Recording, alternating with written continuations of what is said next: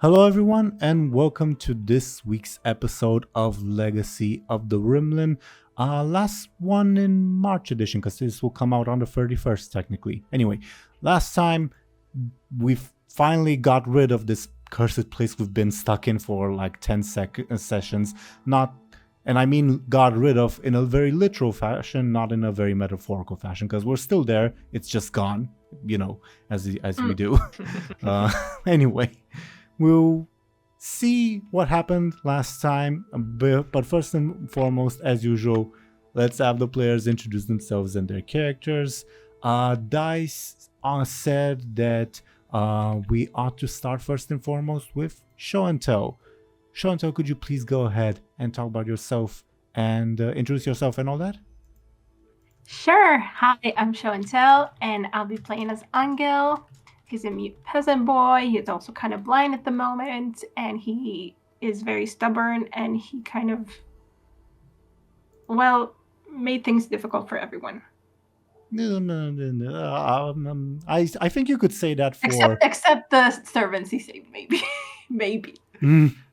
Also, I think you could say that for quite a few of the players in the campaign. I guess. Yeah, very much so. Thank you very, very much, Show&Tell.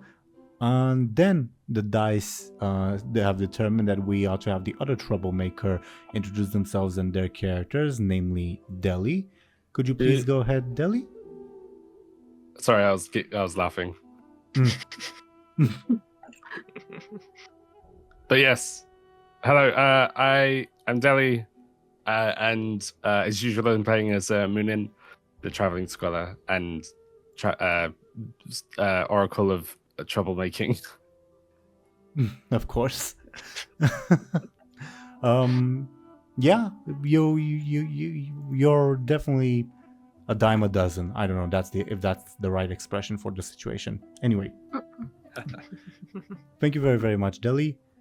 Then, of course, we would have the third troublemaker that I'm not sure is actually a troublemaker in this particular case. Izvir, could you please go ahead and introduce yourself and your character?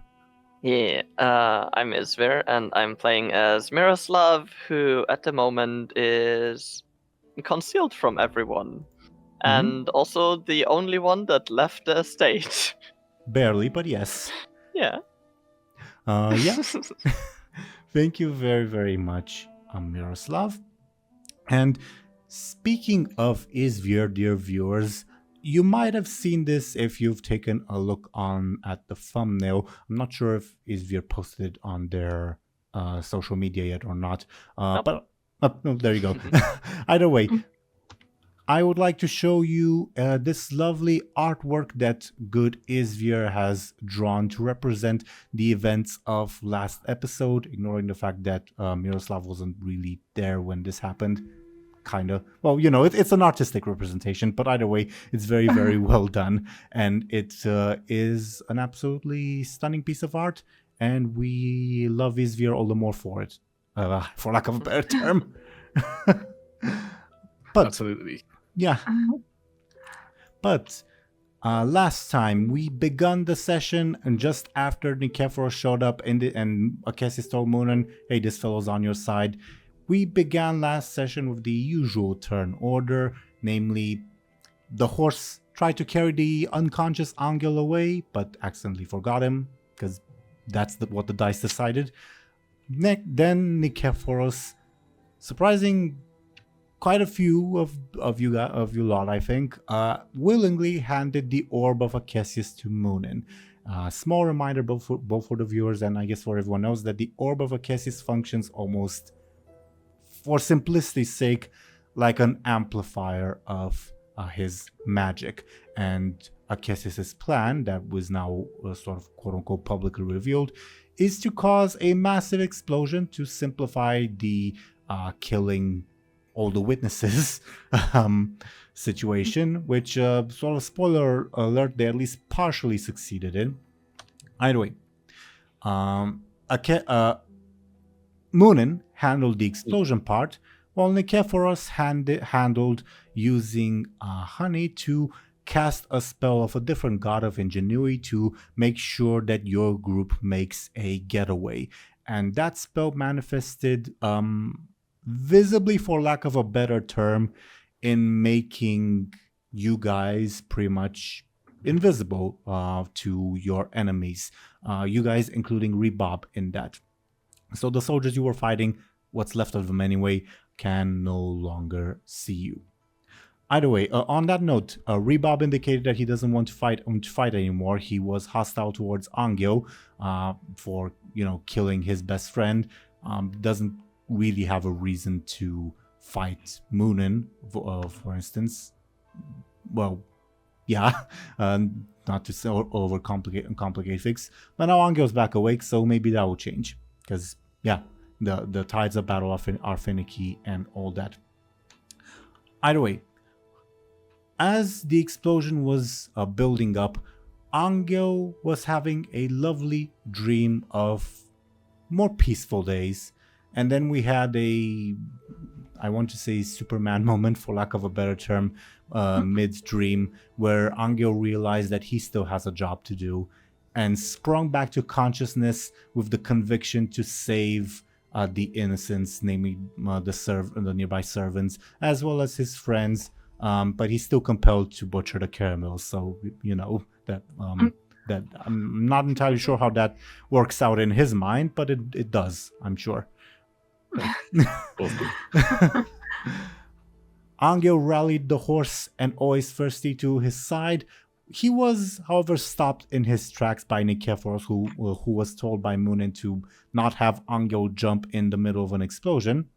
The horse nevertheless jumped in said middle of an explosion, and got very heavily wounded for its efforts.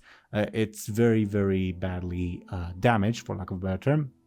But it did manage to save 6 servants by pushing them, or I guess making them run inside the estate. And they will probably enter the room shortly, I would imagine. Either way, meanwhile, Not to forget about him. I'm looking at my notes and reading them more or less in order. That's why I didn't mention him before. Either way, Miroslav, meanwhile, snuck outside the estate, as Izvir mentioned, unnoticed by anyone, and will not be noticed by anyone per the stunt that he used. Just barely managed to avoid the explosion, but action movie style jumped to the ground, was barely avoidant of the incoming flames, and can now head wherever the hell they may very well please. Anyway, we resume the session on that note, as I will go and turn on the background music.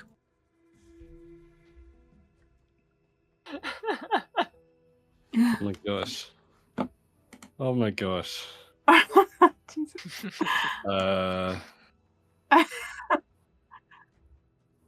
Oh. The poop is unaffected. I'm kidding. Yeah. Yeah. I'm kidding. Oh. Well. So I guess Anghel is shaken and kind of trying to feel his way around, kind of blindly. And I don't know what he feels exactly. I don't know. Maybe he runs into someone. I don't know. So maybe Anghel will try to go to the horse, or unless other people want to see what they're doing. Well, Miroslav is relieved to be alive after the fucking explosion. Yeah. Yeah. He is also a bit torn about he doesn't know if, when, and how the others will get out, and he's like, what do we tell Lady Ophelia if Rebob actually dies in there and we can't get him out? So there's that, and yeah, he's trying to decide on what to do next, whether he waits here or if they take too long, he will possibly go to the market. You guys know He's also about someone. dear viewers, I'm so sorry. I was muted the whole time for the recording. Oh no! Just for like That sucks. just for like the past, I don't know, 5 or 6 minutes. Okay. So the Wait. TLDR. Okay. We'll make a cut here. Sorry, dear viewers. I was accidentally muted. Here's what you missed. Big boom happened. Anghel is determined to save everyone, and Izvir, Miroslav, having just escaped the explosion, noticed there's general pandemonium in the town as a result of the explosion, which is as expected. And also, there seem to be soldiers coming this way. The same soldiers that you guys noticed earlier in the on the opposite side of the river, in the village on the hill that you the innkeeper Ophelia is staying at thought, oh, they're after my smuggler cousin or something, which sure. That's dear viewers, what you missed. Apologies for my technical error. Good thing we caught it in time. Okay. Yeah. Mhm. Izvir, I believe, just to reiterate for the viewers, Miroslav decided to stay by the entrance and, at least for the moment, wait for his companions before. Yeah. Yeah. He is staying close by to the entrance, but well, in a base where he can stay unnoticed, and is kind of observing the people coming towards the estate, and also waiting for the others. If they take too long, he might decide to go to the market and do his stuff while waiting for them. I'm sure the shops will be open. Definitely. Yeah. Yeah. Thank you very, very much, Izvir. Sorry, dear viewers, for having potentially missed some stuff. I don't think you missed anything important. Anyway, then we would have Dely. Dely, what's going on for Muninn's mind at the moment? Okay. I think Murinin's probably quite impressed with the power that or the extra power that they've been been given, as I suppose, in the form of the orb and everything. Mm-hmm. It's so cool to finally see the orb in its natural environment, if that makes sense. So, like, obviously, when we first picked up the orb, none of us knew what it did, but now it's cool to see like what it does. You know? Yeah. Yeah. So yeah, apart from that, I think Munin's just keen to definitely keep hold of it and away from Zahos, and finish off the rest of killing these people. Mm-hmm. Killing the witnesses and stuff. To briefly reiterate on the feeling you got at the end of the last session, you do have this slight feeling of dread as you realize that with this spell, your debt towards Acacius grows ever larger. Yeah. And just as you have that feeling, you get Acacius speaking in your mind. Finish the soldiers off quickly, and well, it seems your friends' servants have ushered in some victims that you have to kill manually. As you hear the sounds of servants screaming in panic as they rush inside. Ugh. I think Muninn would like that, like more people to kill. That's Acacius' reaction too. Yeah. I think like a mix of I feel like Muninn would feel a mix of like this is gonna take some time, and also like dread, like oh no, I've got to kill more people, you know. but they won't, they don't feel like reluctant to do it at the same time, if that makes sense. Like they're like, oh, for God's sake, these people don't deserve this probably, but they've got to go. Shall we resume the initiative order? Yeah, I guess. Yeah. Okay. Which would be Rebob's turn at the moment. Rattled by the explosion, I guess I'll roll his forceful, I guess, to see if he manages to like catch his okay, yeah, he's cool as a cucumber. He's a battlefield veteran. He's seen plenty of explosions. It just sends him into like a very okay, this is what I gotta do mode. Very calculated. So first thing he does, click the wrong thing. First thing he does, he rushes towards the soldiers and he tells them in Caramel, we have to go now, come with me, sort of trying to get everyone organized. The soldiers don't seem to respond to him, however, so he puts his hand on one of them and that one yells out in Caramel, ah, something touched me. Oh shit, what? Because you know yeah, they can see him, right? Yep, because of the spell of ingenuity. Yep. Deli, do you remember? I do. Yeah. Sorry. Still, holy moly. Yeah. So still in sort of cool as a cucumber mode, Rebob notices that Anghel is intending at least. I'm guessing Show&Tell is Anghel displaying the intention of wanting to save the servants who rushed in. Is this intention visible to Rebob? I don't think he's hiding it. That's an answer. I don't know. Yeah, that's more or less my question, yeah. So he, I think, lets you go, like, sees that and says, fine, go and kill yourself, something like that. Not out loud. Not out loud, in his mind.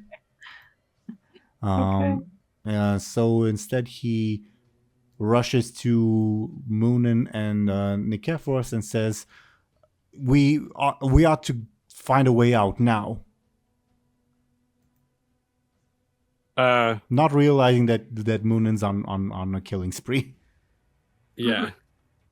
I guess Muninn would ignore that and then just like very coldly just sort of turn their attention to their next victim, if you know what I mean. The soldiers, or? Yeah. Okay. What are you doing? Says Rebob. Says Rebob. Muninn would say these to Rebob, Muninn would say these people sorry, fog brain in real life. But Muninn would say like these people cannot live. What? And just, it's not the time for that. Indicating the fire. Yeah. Muninn says I can deal with this, as in the fire. You sure we need him alive? Says Nikephoros. As in him, as in Rebob? Yeah. Rebob startles, and Nikephoros says, "I'm joking. I wouldn't want to hurt my dear niece. You go on ahead, Rebob. We just have some unfinished business." Yeah, Muninn would nod and agree and just say, Rebob, get to safety, but we will deal with this ourselves if needs be. Give me a flashy. You will get an assist from old man Zarhos. Okay. There we are. Oh yeah, okay. Rebob is suitably convinced that whatever business you guys have, he has to save his skin first. So, unless someone wants to stop him, Rebob will more or less exit the combat as he begins to flee. I wouldn't stop him, but obviously Show&Tell if you want to stop him. I mean, Rebob is not one of the caramels that you have to kill, no. yeah, thanks. I mean, I didn't think so, but I'm glad to hear that. I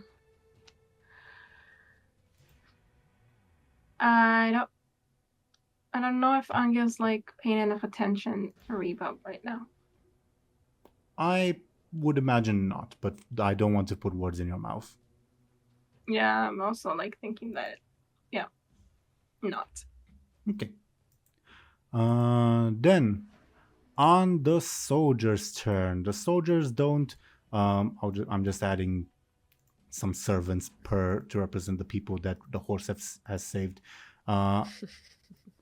On the soldiers' turn, they cannot perceive any enemies nearby, so they're not in combat mode. They're in we have to run away mode. I guess, yeah, they'll spend their turn trying to ascertain the surroundings, like where's the best place to flee, and they're in a panic with that roll. Okay. Awesome. Servants at this point rush into the room. They only see the soldiers because the spell conceals you guys from the servants too, funnily enough. And they run in towards the soldiers, asking them, please save us, masters, please save us, in a language that the soldiers don't understand, funnily enough. Angel's turn.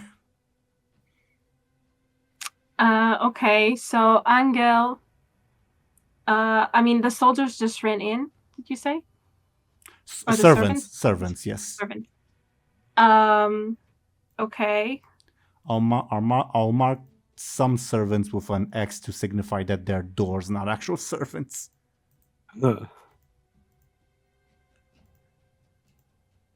Okay. I mean, I'm just trying to understand if how Anghel knows who the servants are. Well, I guess you hear their voices. You hear their voices. Yeah.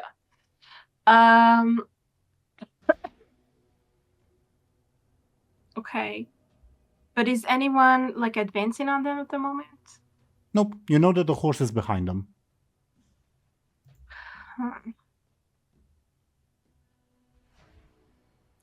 Like, I can't remember if Anghel realizes that Muninn wants to kill everyone.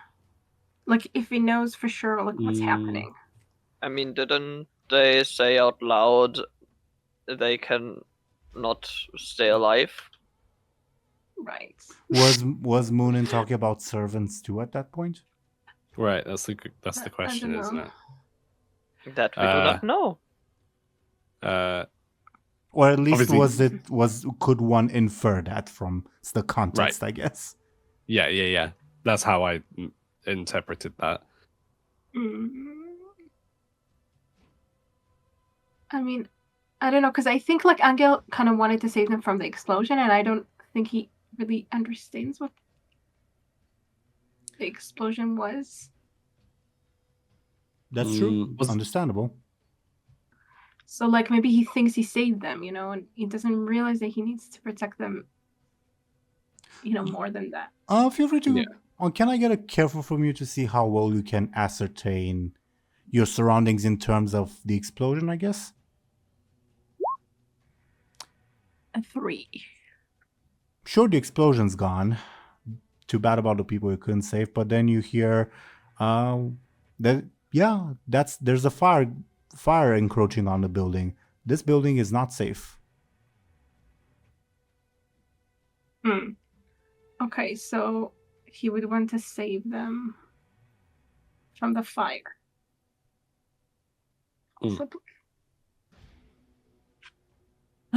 Okay, then I guess Anghel, a fire encroaching on the building from outside? Presumably, because you cannot see, and obviously you're not Daredevil. That's as much info as I can give you. Okay. What are you supposed to do, though? Well, after the explosion, then maybe he tries to rush them out again. No? The same They door. rushed in because of the explosion. Yeah, So maybe he tries to rush them out. sure. Let's take this one step at a time. Anghel, I presume, I'll move your token on the map, but feel free to stop me if you disagree. Rushes towards Okay. the soldiers with, not soldiers, servants. The servants, yes. Yeah, with the intent to get them outside, to presumably to safety. The horse gives out a pained neigh, indicating that it's nearby and ready to help however it can. I'll just move this over here and move this over here because it's in the way. And as you approach the servants, they bump into you, like they say, "Oh, there! I hit something," says one of the servants. "Well, get out of my way!" Another servant pushes past the previous one and also bumps into you because they can't see you. Yeah, okay. Anghel and Anghel himself can see them, really. Yeah, So- not really. But at least he can perceive that they're there, unlike the servants. Yeah. So I guess he's just like, he doesn't really understand what's going on. He's kind of annoyed at this point, so he just like forces that, like grabs as many of them as he can, kind of, Oh, shit. or pushes one against the other, Nice. pushes them out of the, toward an exit. I guess, I don't know. Hopefully.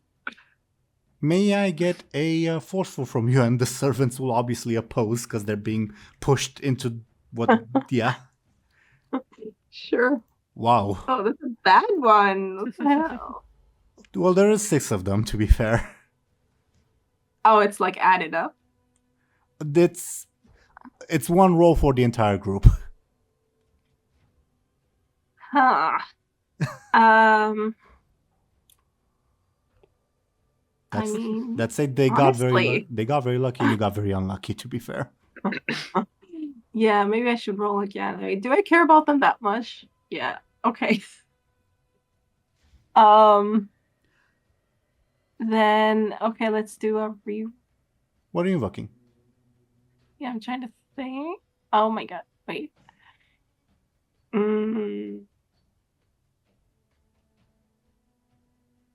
Can I use like an advantage, like Righteous Fury, even though? If you can justify it, yeah. I mean, it's righteous because he's trying to save them, right? Right. And Fury, because he's kind of annoyed at them. Sure. I mean, Sure. you could also invoke the protective and righteous. Right. I could invoke a thing, but I always get too lazy to do that. Just as an idea. Either way works, and it doesn't necessarily matter because the servants won't like invest fate points to contest the roll further. Not at least this point, anyway.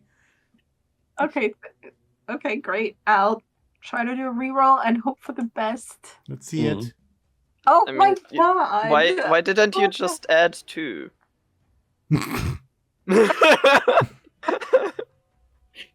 Because it was a really bad roll, so I thought. I mean, it was a 4 against a 5. To be fair, if Show&Tell had succeeded with style, which was very likely, given the dice difference, Fair. Anghel would have, probably gotten a lot better stuff happen. Anyway. Fair. God damn it. Okay, fine, servants. It's your head. Something's trying to grab me, says one of them, and someone pushes past them. Move aside, and as they push past them, they also push past you, temporarily removing you as an obstacle as they begin to trickle into the room, brushing past you at this point. Okay, whatever. I tried. Brilliant. Good effort. Again, the servants are intending to reach the soldiers to implore them for aid, though obviously there's a big language barrier, but desperate times and all that. Okay. Mhm. Show&Tell, do you want always Thirsty to become involved? With the risks attached? I mean, What happens if like Anghel can't save anyone? I mean, the Faustian bargain is just to like try, Yes. right?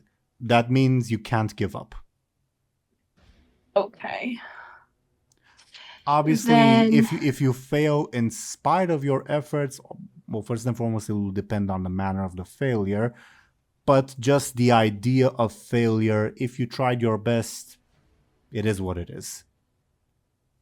Like, there's no consequence for failing in and of itself if you give your best.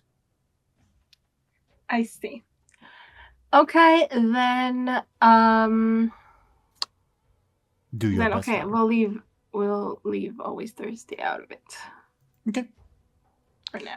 He also flattens himself against the wall, imitating you, and allows the servants to rush past and looks at you. Well, I can't drink all this, my prince. What? As in, my powers are useless here. Something like that. Yeah. Oh, okay. What did he think he could drink? He's reiterating that he's not of much help. Okay. Sure. Top of the round, it's the horse's turn as it saunters near you. Anghel, you realize that the horse is next to you. It lets its presence be known to you. And you definitely smell charred flesh. Yikes. What would you like it to do? Okay. The horse. Well, the horse can try to push, or it's really injured, right? It is. If it tries to do something, will it, like, could it possibly make his injuries worse? Narratively, maybe. In terms of game mechanics, only if it would be attacked in return. Okay, and then I guess the horse like can see everything. I mean, obviously, it can't, the horse's but, like, the horse's eyes are intact. I don't know. What? The horse's eyes are intact. I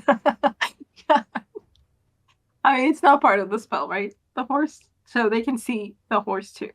The servants. Let me. Actually, yes. This is complicated. The horse is part of the spell, and the horse is invisible. Only the horse drove the servants into the building just before Nikephoros cast the spell. I see. So now So the they spell. can't see him either. Yeah, the horse vanished in their view. Okay, I guess the horse can try to, like, maybe it saw what Anghel was trying to do. And so it's trying to help and push the servants as well. Possibly. Sure. Let's see how it does. Forceful is not its best stat, but let's see how it does. It kind of succeeds, not by a lot, but it does. As the horse appears right in front of the servants, presenting yet another woe, and they say, there's another thing in front of me. And one trips over itself as it's pushed back into the others, and they are gradually pushed back outside. Great job. Would you like the horse to do anything in terms of sort of game mechanics, like attacking, creating an advantage, etc.? This was more of a narrative overcome thing. Oh, okay. I mean, who are we attacking at this point? The soldiers? What? For whatever reason, Anghel does feel a driving urge to murder those three soldiers left, yes. Right. Damn it. I don't know how that makes much sense in his mind, but it does. Okay. Then I guess...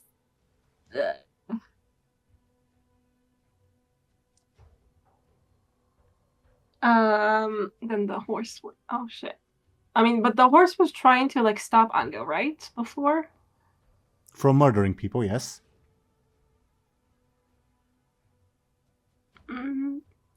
So That said, don't- if Anghel says it, the horse will obey. It might not like it because it's not a very Prince Charming thing to do. It definitely won't like it, but it has to obey you. Mhm. Yeah. Oh, yeah.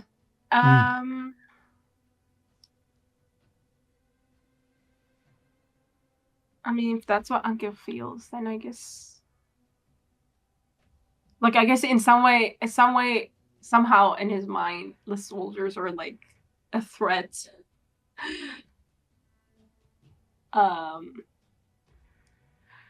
Fine.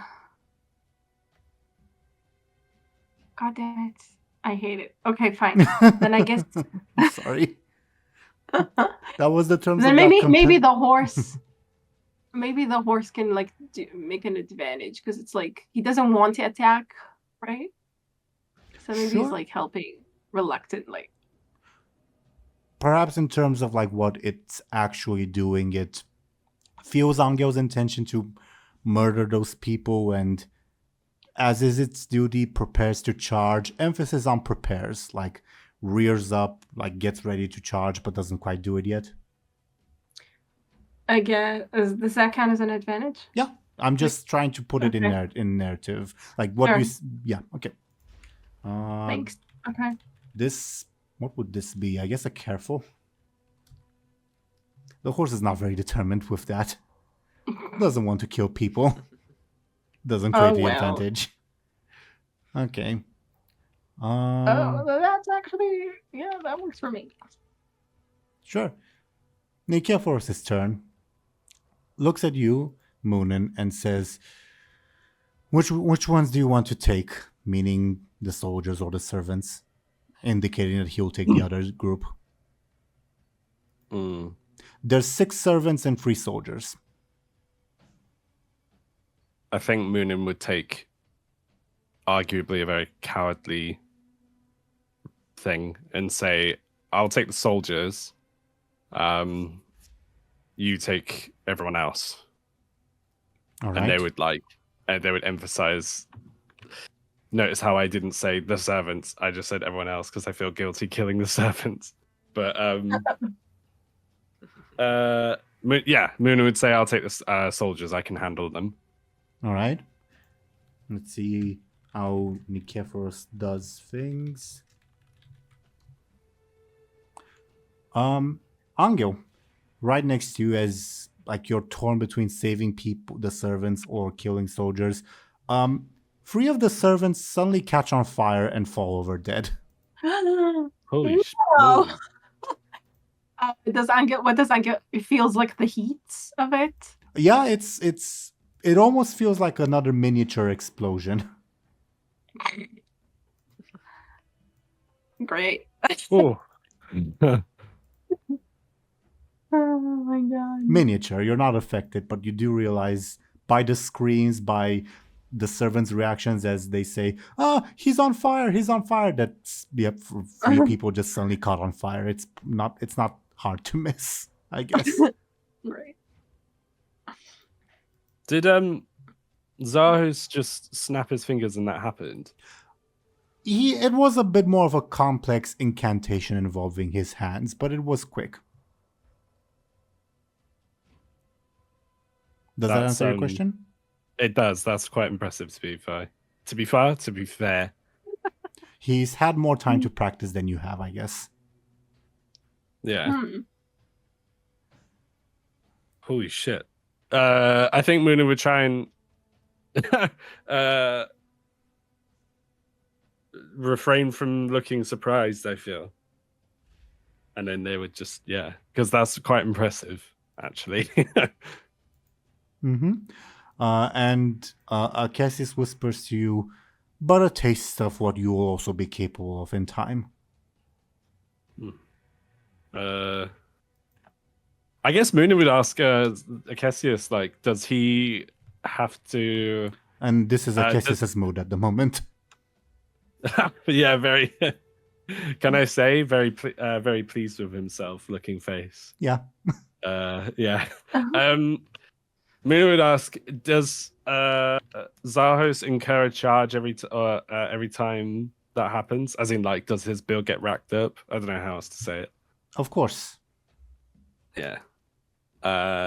None of my gifts are free, child. Yeah. It's just that, well, everyone understands that you can't exactly pay in right away in this situation. Yeah, that makes sense. Muninn would feel somewhat glad. The reason they're not voicing it is because, but they would feel because they don't want to seem petty. But I feel like Muninn would feel glad that like Zahos doesn't have some kind of like special like discount. Is the only word that I can think of. Do you know what I mean? Yes. But yeah. If you want, you can give me a clever deposit on that further, if you want. Yeah. Is it would that be a learned thing or not? Yeah, it would. Really? It would. Okay, cool. You got a 4. Okay. It took a second for Roll20 to show it on my end. That's why I paused. Same here. That was weird. But anyway. I guess the Roll20 servers are lagging slightly. Anyway, with a 6, because your stunt does apply, correct? Like that. Yeah. You use your stunt, right? With a 6, you harken back to like one of the very first things that Akesis told you, like way back in when our sessions were in the single digits, that all magic relies on equivalent exchange. So there almost never will be special discounts. You can overpay, and you've seen the consequence of that, but discounts are not really a thing. Okay. The god will always come to collect in some way or another. Does that Muninn would point to, not physically, but Muninn would turn their attention to the burning servants and say, does that count as payment for that one spell, or do you not take human lives as payment? What kind of god do you take me for? Okay, sounds genuinely offended that, like, human sacrifice is a big no-no. Okay. Okay. You have genuinely offended he him. has standards, yeah. Oh yeah, duh. Yeah. Muninn would say, I meant not to offend, but... Do you take me for Enyalios, you bumbling fool? I think they would bite their tongue at that one, and they would say, "I meant not to offend," and I take it back. Focus on the task at hand. Yeah. Miroslav, unless there's anything else from you, Deli. No, I was going to say like "Thy will be done" or something, but yeah. So I have a very important question. So Miroslav is undetectable for others right now. Is Miroslav in the incantation? Because did Zarhus have to like opt in people to be invisible and can see the invisible ones, or opt out? Good question. Because funnily enough, the answer slightly depends on you. Funnily enough, it's just a thing because you made yourself invisible with your stunt before Zarhos cast the spell. Exactly. Meaning that I'm inclined to say that he forgot about you. Yeah. That said, it's your stunt and you can control it. So would you like him to not have forgotten you? No, the thing is, as a player, well, it would make it easier. However, it would make more sense if he had forgotten. And also it will make it very interesting because Ribab can't see Miroslav and Miroslav can't see Ribab. Oh my god. Unless you pay super close attention and you see like the Ribab's imprints on the grass or whatever, but I kind of doubt Miroslav's looking for that. since Miroslav doesn't know about the going invisible thing, Hmm. no. Yeah. Yeah. So yeah, Miroslav will kind of keep an eye on the surroundings and also try to kind of get his jaw to Hmm. be in a way that is not too hurty, and also kind of like rub off the blood. Make it a careful to ascertain your surroundings, as you say. Yes, it's a 4. Above board, if you got a critical success, I would have allowed you to perceive repop, but alas. With a 4, I think I can tell you that you begin to notice something odd with the fire. Obviously, the entire courtyard is on fire, like even more so than signified on screen.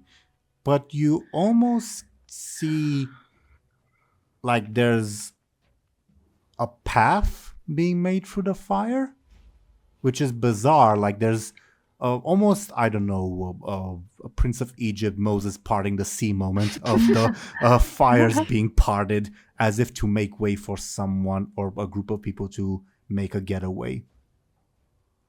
Or presumably get in, if that's what Miroslav thinks. He would definitely keep an eye on that weird pathway through the fire.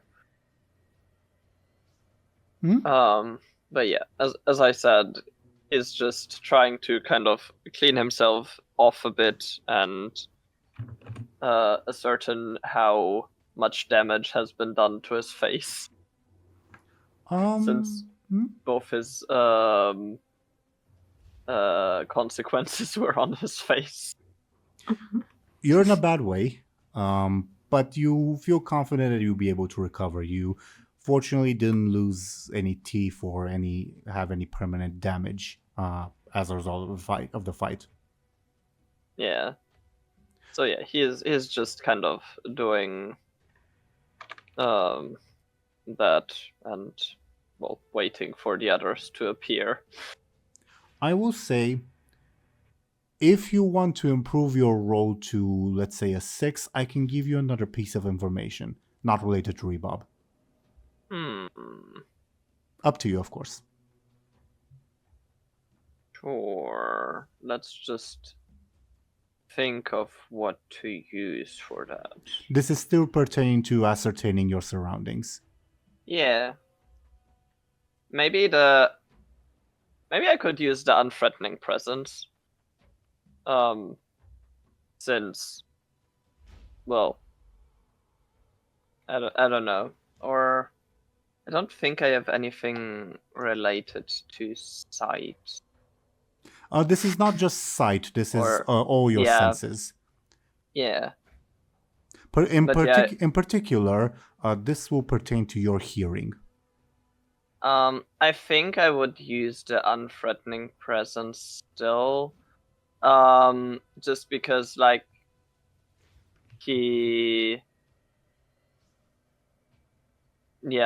by looking very, like, not interesting to anyone, he can just kind of move around a bit more. Like, he doesn't have to be, like, completely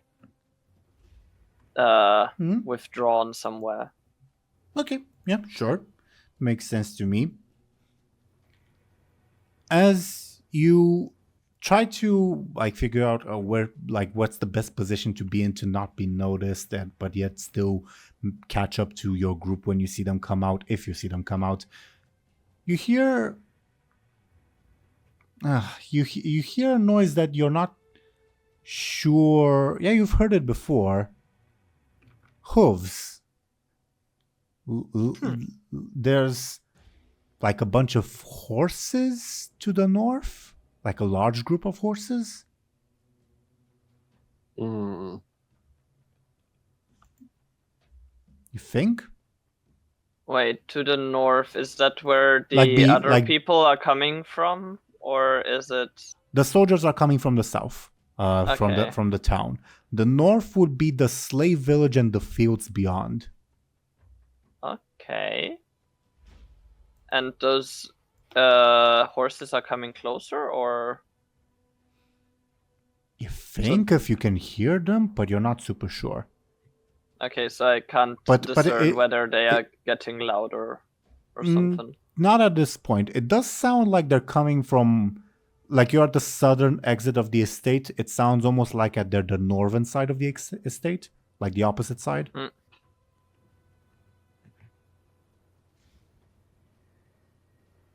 Interesting. Yep. Who could Yeah. that be? Do with that information what you will. I will stay confused. Sure. For now. Anything else on your turn, Miroslav? No, I don't think so. Okay. Muninn. Hello. Hi. I think I'm gonna do my duty and attack the soldiers. The fire is there fire in the room? You said, just to. Well, so the don't say something. outside of the house is on fire, so it's only a matter of time, and not a lot of time, until fire reaches inside. Right. Okay. In that case, I am going to.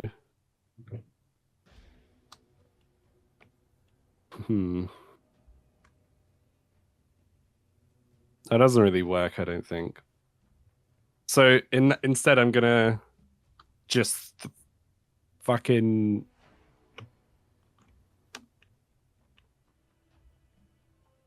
do something that doesn't involve forceful.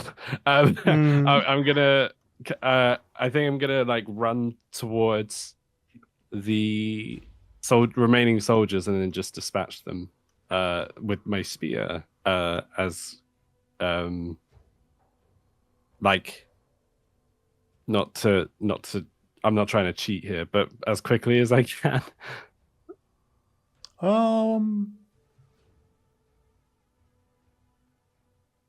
Yeah. I'm trying. I think you have compelling you, Dely. I'll be honest. Okay. Yeah, your Oracle of a Kessis aspect. Kessis kind of wants you to show off a bit, to like not Okay. to sort of display that, hey, the power that he has lent Nikephoros is no match for the power that he has lent you.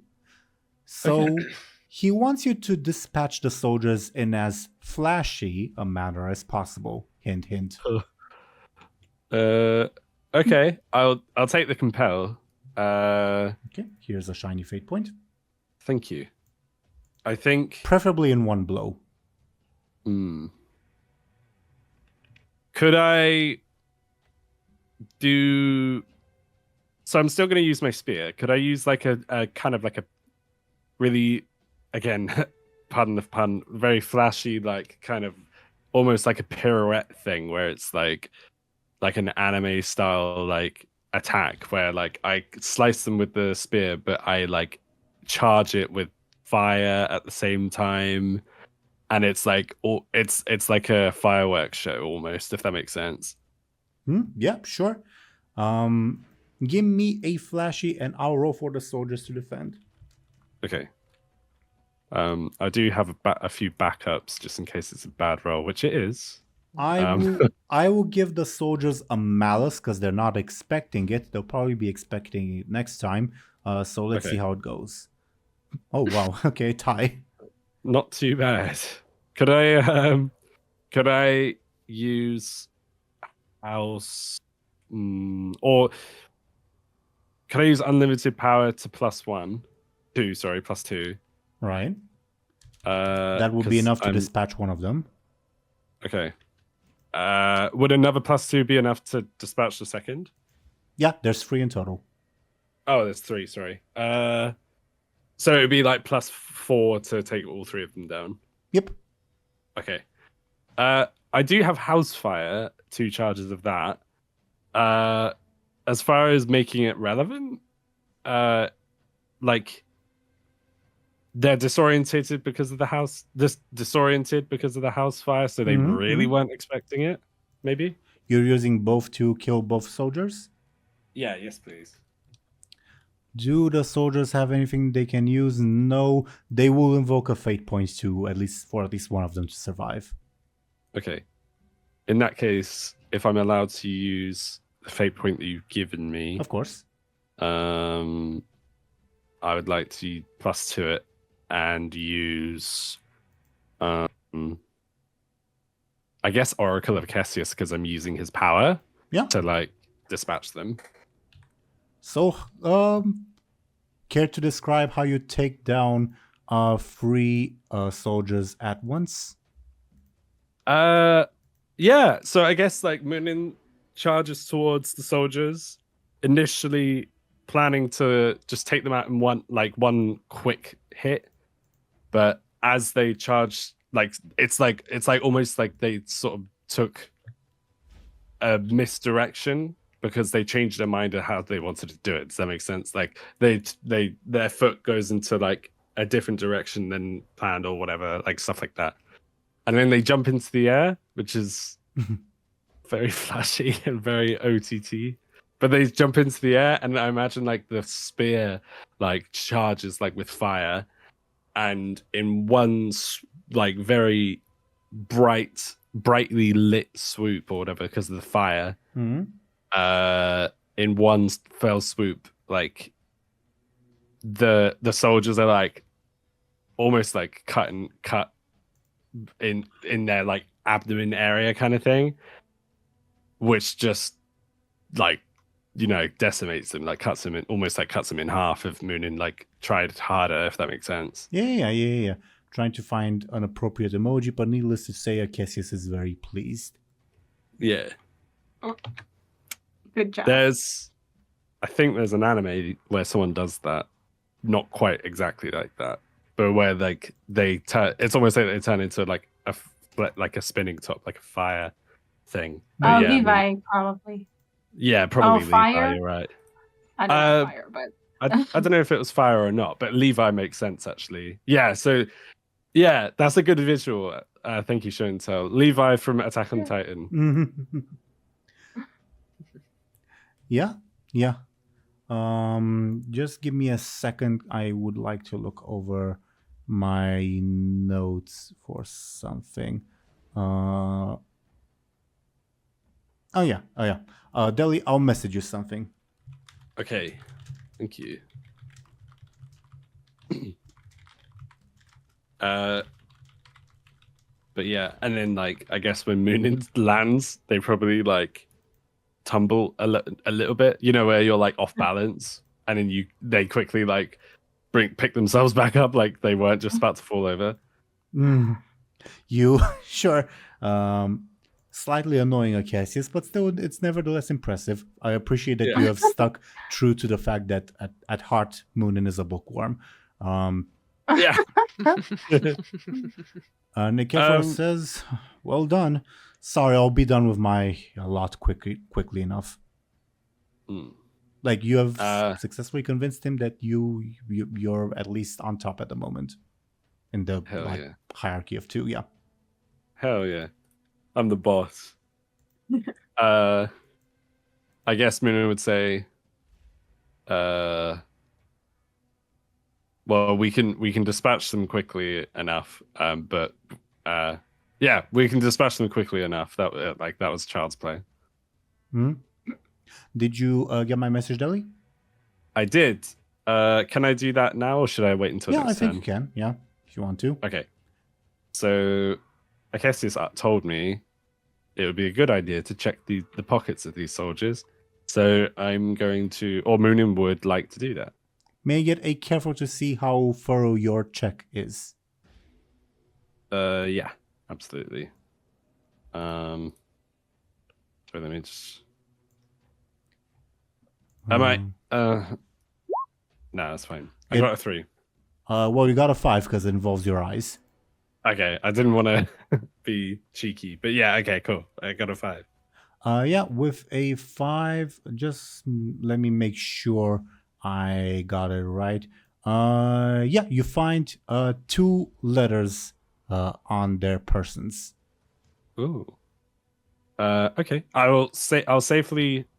Actually, I've just got trousers on, haven't I? You do have trousers on, yes. Yeah. I mean, I guess I'll try and safely stash them in my pockets. I don't know if that's good enough, really, but I don't want them to get burnt, and I can't open them now because we're in the middle of something. Yeah. Go figure. Yeah, you do that. Anything else on your turn, Deli? No, I think Muninn would, like they said, sort of turn their eyes to the next people, just like last time, like the next victims. Rebob's not here. The soldiers are dead. So the servants on their turn, what else can they do other than freak out? I guess, would they go in or out? I guess in? Yeah, because behind them there's fire. So the remaining servants will try to push their way in past the horse. This is not their action. This is just their sort of narrative thing. And they do manage to push the invisible horse in their view out of the way as they rush in, unaware that they're rushing into the mouth of danger. Anghel, would you like to react in any way? Because they're rushing past you.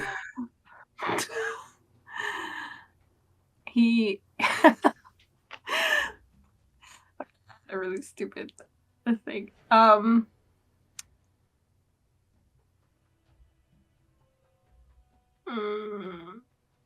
I mean, what can he do? Damn it. I mean, how many are left anyway? 3. Of the servants. 3? Like, I was thinking to trip them. You can if you want to. But then what? I don't know. Fine. Fine, then I guess Anghel trips them. He's not in his right mind anyway. Who cares? Sounds... Normally I'd say sneaky, but since you're invisible anyway, sounds like a careful attempt to stop them. Sure. They have their... I'll take that. Yeah, they have their 4 roll already. So they have their 4, you got a 3. Fine. He's trying. Sure. It's just not working. They just trample your foot slightly. They're panicked. Nice. And they don't know you're there. Not really, anyway. So they rush into the room, see that the servants have been eviscerated, freak out. I The honestly soldiers, not the servants. The soldiers, my bad. Thank you, Izvir. Slip of the tongue. These people are not like combat veterans like the soldiers. I don't think they have the instinct to like gather themselves and all that. I think they'll spend their turn freaking out and basically skip their turn. Otherwise, I mean. Sure. Anghel, it's your turn.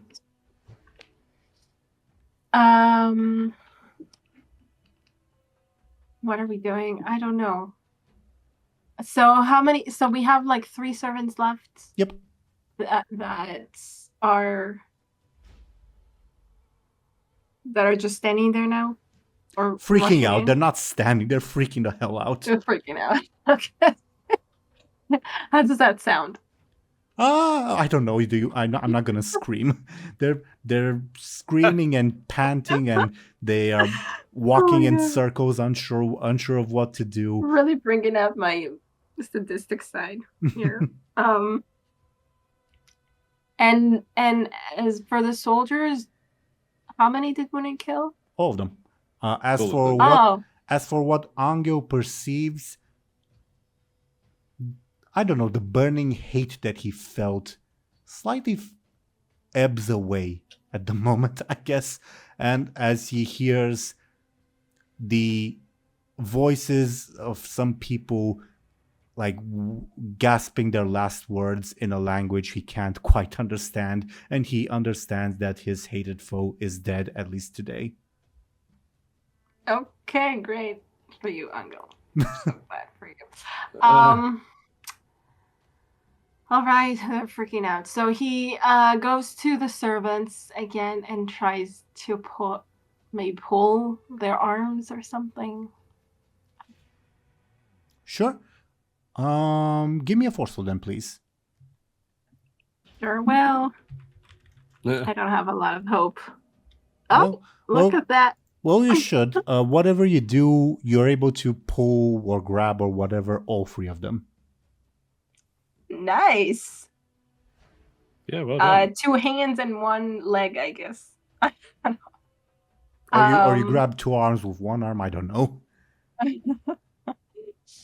Okay, so he pulled them like all the way out? I think that's feasible, at least, yeah. You want to? Okay, great. Yeah. Yeah. Why not? Anghel rushes in, Nikephoros and Muninn see that, grabs the servants and drags them out forcefully. They are screaming in panic all the while at being pulled by some massive invisible force. One of them says, "Is it a dragon? It's a dragon, I know it." And Nikephoros grumbles under his breath and says, "Sorry to ask of this, but I could use a bit of help," indicating killing the innocent people.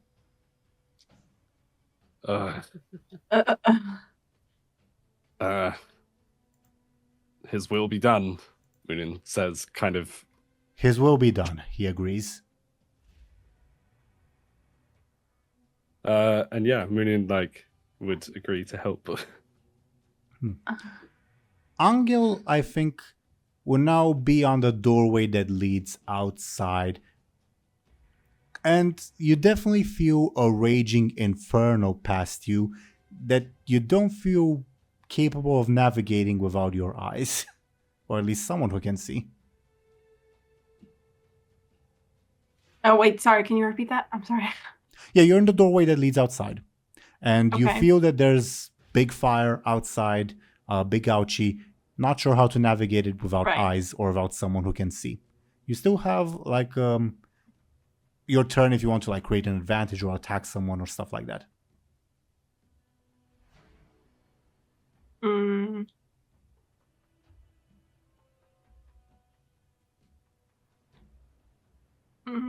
Why?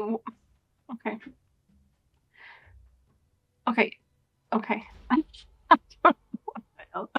How can you save someone from the inside and the outside at the same time?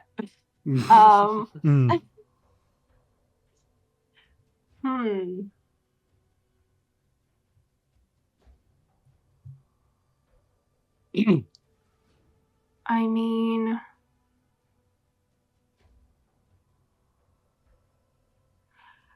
I guess maybe he thinks that outside they have more of a chance.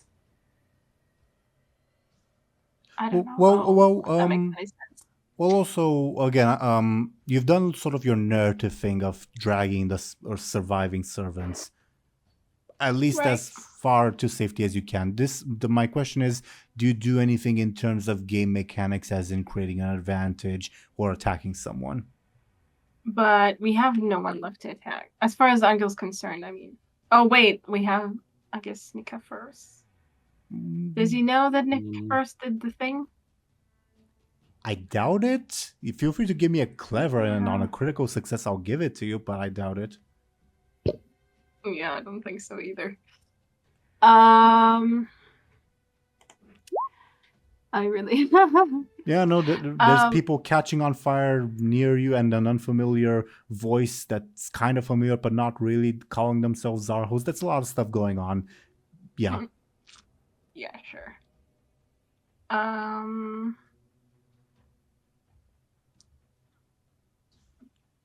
Okay. I don't know what to do. Okay. So he doesn't have anyone to attack. You can potentially create an advantage if you want. Yeah. Yeah, but I don't know what for. Okay, to protect the servants. Okay, but what kind of advantage? I guess maybe he kind of stands in front of them as though that would help. I don't know. Trying to Sounds like a be fleshy. prepared. Flash, you're careful. Attempt at Flashing. advantage. Flash, you're careful. Then we'll go with Flashy then. I haven't used Flashy in a while. There's not been much room for talking lately, I guess. But yeah, whatever foe might be out there, they know that Anghel stands in between them and the servants, whatever that foe may be. Do you have a name for your advantage? So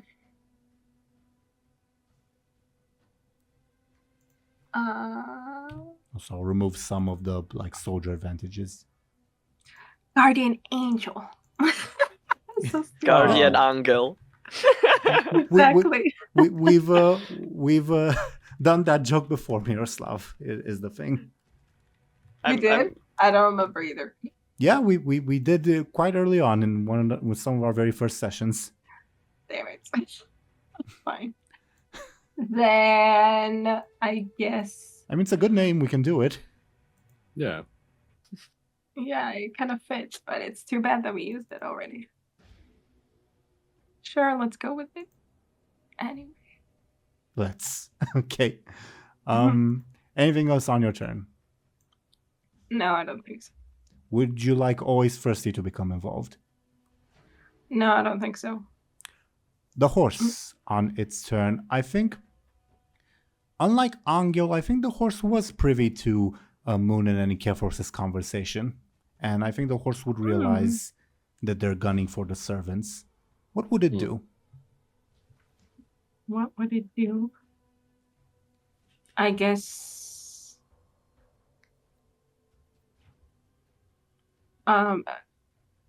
try to protect... I don't know. I would agree on that. Would you like it to sort of attack preemptively or create an advantage somehow? Or maybe... Maybe create an advantage. Sure. My second question is the horse thinking, oh shit, they're after the servants, I have to stop them, or oh shit, they're after the servants, I have to get the servants to safety? Maybe get the servants to safety. Maybe that's... Sure. Then... Wherever safety is. Wherever safety is. Then I will try to create a quick advantage for the horse, and it definitely succeeds with 2 charges of unnerving speed. As Anghel, you being sort of unsure what to do, the horse suddenly appears right next to you, as it does, and you hear its voice, its actual voice, as it whispers to you, Ooh. Get them on top of me, quickly. Damn, okay. Anghel this, so. Intends at least to. I guess. Okay. And yeah, the horse has that many advantages, and you have, at least for the servants, their escape route in mind. Okay. Anything else on the horse's turn, you think? No. Ikefor says, they vanished out. Are you coming with me? Asking Muninn to finish them off. I am, but don't harm Anghel. He's only doing what he thinks is right. Yeah, someone should. What, harm Anghel? Oh, right. No, do what? Yeah, you're right. And just because Miroslav's not here, I think, like in the vicinity at least, I think we can have Ikefor and Muninn sort of walking on the scene more or less at the same time, if you agree, Deli. Yeah, I can. Yeah, let's do it. But Ikefor nevertheless arrives sort of first. Munin's there too. Sees Anghel trying to push the servants onto the horse, and will determine the result of that soon enough, and says, "Step aside, boy. I wouldn't want you to get hurt in the crossfire." Anghel hears that. He says to Anghel.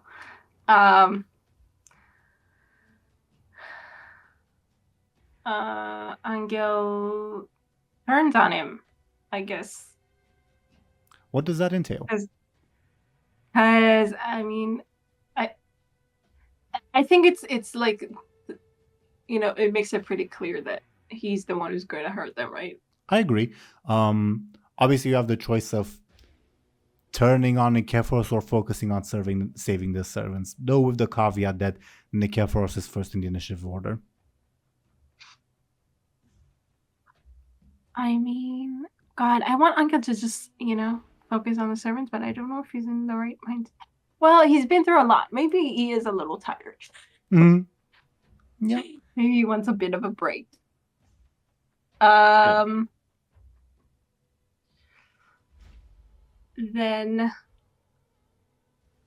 okay, then maybe he, tries to hurry them up or something.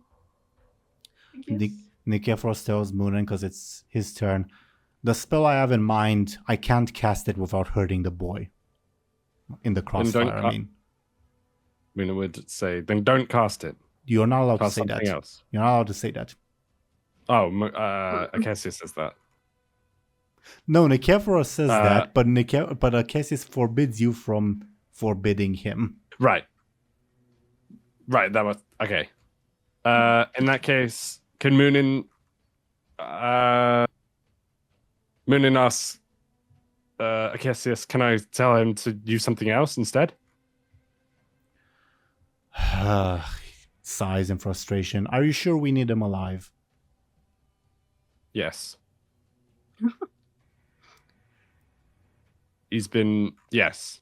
Grumbles, and tries to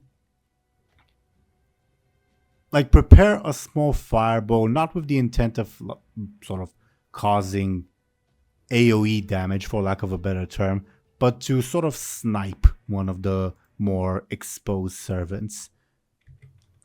Now, he will roll with sort of a reduced stats, for lack of a better term, because of the circumstances.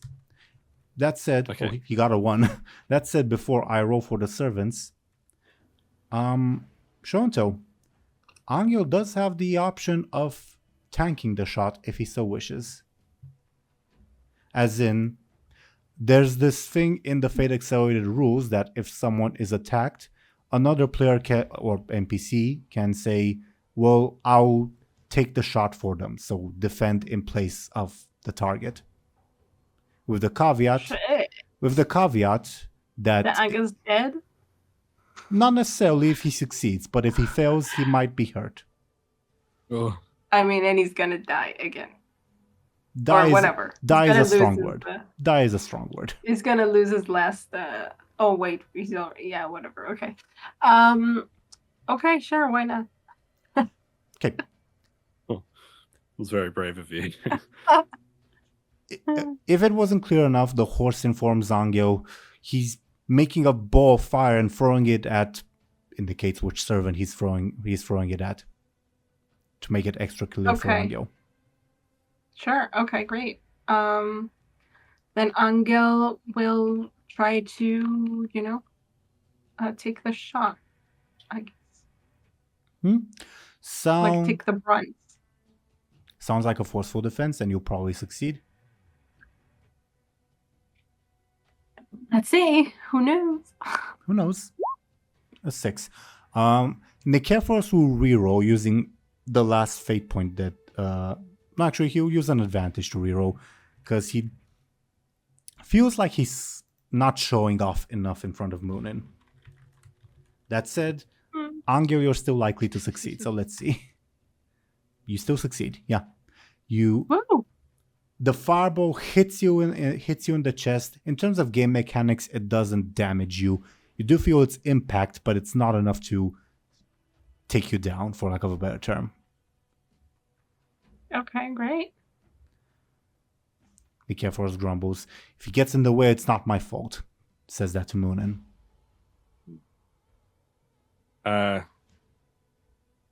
Muninn would silently agree. Not to. I feel bad because I want to be more vocal, but I feel like, yeah, Muninn would, agree. Muninn would be like, it can't be helped. But keep your. I guess Muninn would say, I guess Muninn would say, "You're right, but don't actively aim for him." Miroslav, Yes. what's up? If anything. Are the horses getting louder? Give me a careful, please. Yes. That is a 3. Can't quite tell, which is sort of telling in and of itself. At the very least, it means they're not directly heading for you nor away from you. Okay. Maybe they're closing in still, maybe not, but at the very least, they're not sort of aiming for where you're at. Okay. And do I see any change on the fireless passageway? Nope, not at the moment. Okay. Yeah, I think for now he will still wait there. The people from the soldiers are still coming closer, right? Yeah, I will say it will take at least like another 10 to 15 minutes for them to get here, and we're in anime time at the moment. The battle will be done before the soldiers get here. Yeah. Unless they fall unconscious inside or something. Yeah, go ahead. Yeah, but like for Miroslav, it's still like, okay, checking this, checking that, basically. Yeah. But yeah, for now he would just stay where he is and try to get like as much blood off his face as possible. Makes sense to me. Yes, feel free to give me a careful to see if you notice something. It's once again critical success. It's basically to notice rebob. Yeah, you don't. Nope. Yep. And I will not roll for rebob because it's physically impossible for rebob to notice you per your stunt. Yeah. Okay. Yeah. Anything else on your turn? Nope. Muninn. Okay. Muninn would carefully try to... I'm not using the word carefully to try and cheat, but Muninn would carefully try to kill one of the servants and not hit Anghel in any kind of AoE kind of way. By how would they do this? I think they would try and if you need like inspiration, Cassius is the god of like the sun and fire by extension, but also of disease. Oh, Jesus. That freaks me out a little bit, so I don't know if I would use disease in this also poetry scenario. If that helps you. Yeah. And archery too. Hey, you can use that. Yeah. For sure. I'll Bad poet- singing can be poetry's not singing. Mm. Still, You it can be pretty destructive. Yeah, you could play like a D&D like bard type character, I feel, if you like had like deadly poems. Maybe. I feel like Muninn would try and burn. Okay, this sounds a bit crazy. Could Muninn try and like burn a servant from the inside? Jesus. Yeah. So that there's no AoE, it just burns them from the inside. That's fucking brutal, to be fair. You may attempt to. Show&Tell, is there any way you think Anghel would try to take the hit? Obviously, no, I'm not going to say with the obviously thing, because it's actually not obvious and it's actually kind of untrue, so never mind. Carry on. Okay. How can you burn them from within. How can you take that? Feel free to give me a clever and I can give you some hints. Yeah.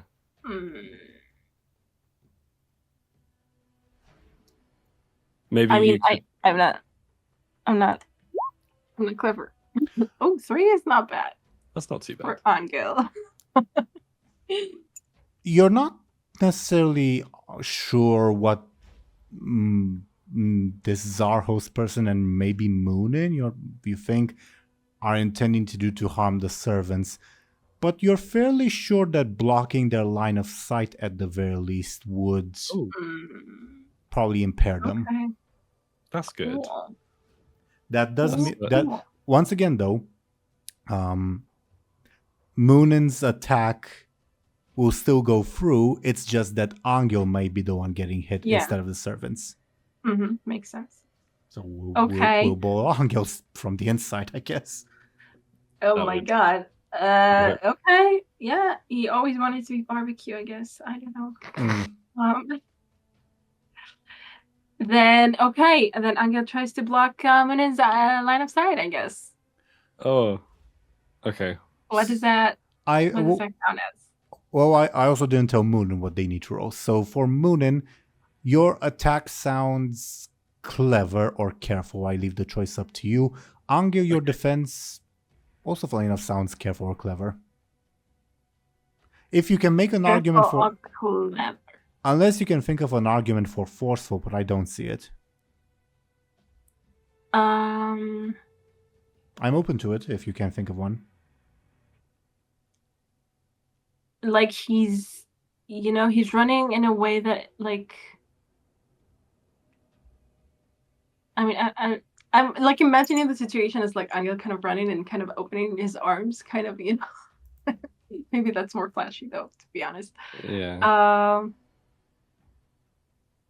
Maybe to accept, the consequences head on. Yeah, I was thinking that. Like Hmm. he's being Yeah. he's being mentally forceful, or like Yeah. Anghel has like mental fortitude or something. Yeah, okay, I can see a forceful then. So Muninn, Yeah, careful, and- clever. Yeah, go ahead, sorry. Does that mean that, the +2 for protection works too? Because this is the same battle still, right? It is. Oh, I clicked on the wrong thing. Sorry, dear viewers.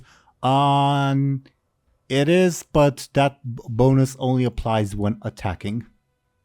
Oh god, I keep forgetting. Right. Okay, never mind. Okay. Oh, that's a good roll. Mm, And it I'm beats just me. gonna- Yes. I'm not gonna like increase my roll because I feel like narratively Muninn realizes what Anghel is trying to do and they don't try harder to do what they're doing. Does that make sense? Thank you. Yeah. I appreciate that. I don't know if Anghel does, but he should. Yeah. I feel like I would feel horrible if like I got a higher roll than you, I think.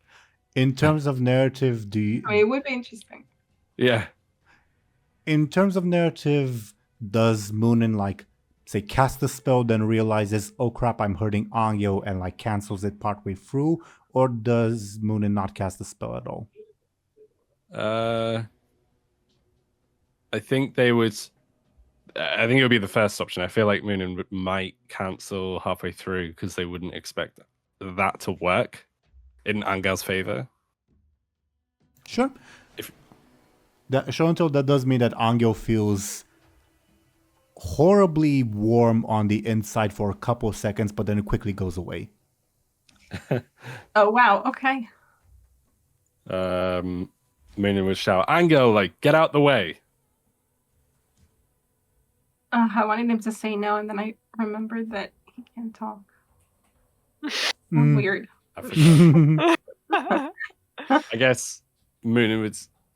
I could take your stern look as like a no.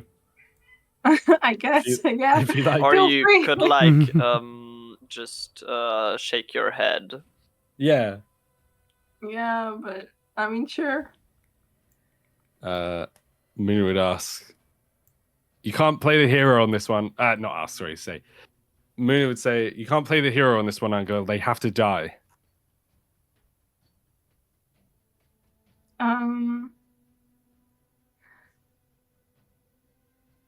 Says who? I just have a hard time imagining Anghel kind of, using his hands right now to communicate. I don't know. Yeah. I don't know.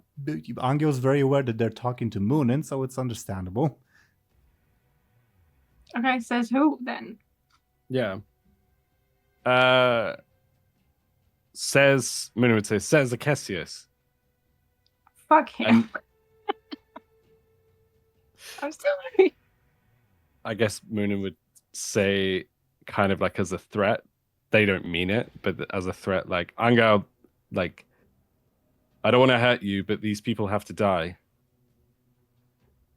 Like, meaning, like, if I have to hurt you to kill them, then, like, that kind of threat, if you know what If I'm you saying. can't do it, I will, says Nikephoros.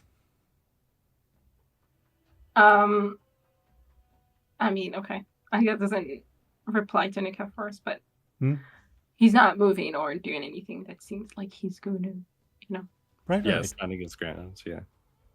Good on Anghel. Honestly, I don't know anymore. Nice.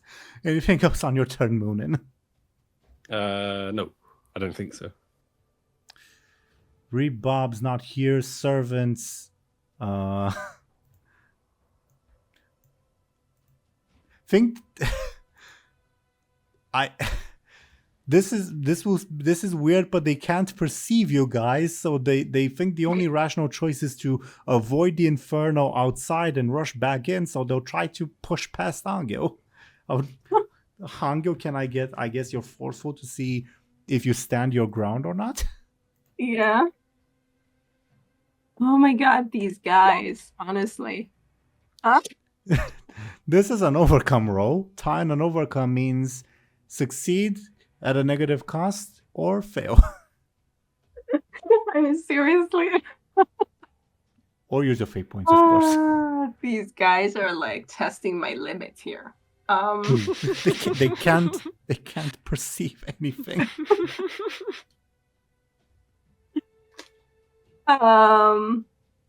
Okay, let's use protective and righteous. Is that how it goes? I think so. And reroll.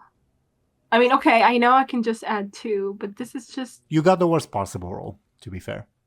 I know, but then I'll roll again. It will be the same roll. Maybe not. I was saying that to justify you, Show&Tell, not to counter. I know, Yeah. I know, but like... Let's go. I'm doing a reroll. Yeah. Let's see it. Yeah. Okay. Thank you. I think with that, don't just hold them back. You push them back, like, onto the horse. Nice. Awesome. Okay. Your turn, Anghel, because the servants are, they're too freaked out to do anything. Okay, what are we gonna do? So Anghel tries to... I mean, are they on the horse or are they not on the horse yet? I think with that roll, because you succeeded by like such a massive edge over them, you do push them onto the horse. It may take like a second or so for the horse to adjust, but it will fly ASAP. So can Anghel climb as well? I don't know. Oh my god, the horse is injured and he has 3 people on his back. Okay, maybe Anghel won't. So Probably for the better. yeah, Anghel will maybe like just like set him, like have him go. I don't know. Mm-hmm. Makes sense. Anything in terms of game mechanics? Yeah, I'm trying to think, but I don't. Maybe. Ooh, maybe can he like? Oh, but it's. I don't know if he can do that. Is there like a plate? Is there like a ash or something that's not burning?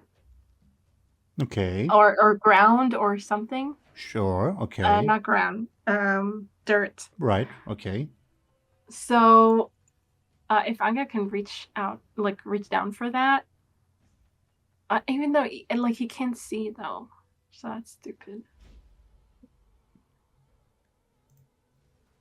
When was the last time Nika first talked? Couple seconds ago, just before the servants rushed you. Right. So maybe Anghel, aims at where he heard Nikephorus last, and he just like throws dirt in his eyes. Supposedly, he doesn't know where it's going to land, but Yeah. Is this an attack or an advantage? I'm scared to start an attack right now, honestly. An advantage. Okay. Sounds like a clever attempt at an advantage. Oh shit. Okay. We were not going to get the advantage. That's fine. You you ever done that thing where like you try, actually I don't necessarily know, have you ever experienced snow, show and tell? Yes. Have you ever done the thing where you try to throw a snowball but you don't form the bow enough and it just crumbles and you throw nothing? Do that, and because it's like a bit of ash, you choke a bit.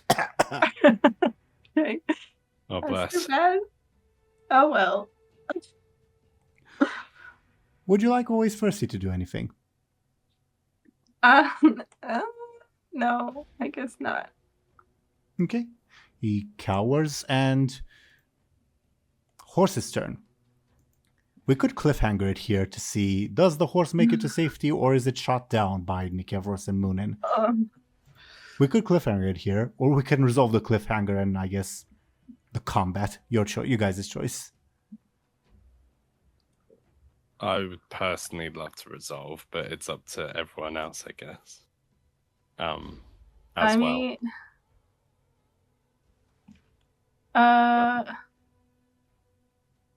I don't mind either way. As far, sorry, what were you gonna say? Me? No, I wasn't gonna say. Oh, anything. you weren't gonna. Okay. I was laughing. Okay. As far as, yeah, I don't know. I vote. I vote. Let's resolve it, but don't let that be the final vote. If that makes sense. Yeah, then let's resolve it. Okay. Let's do it then. Let's do it. Let's do it. Okay. So we'll take this one step at a time. Horse on its turn.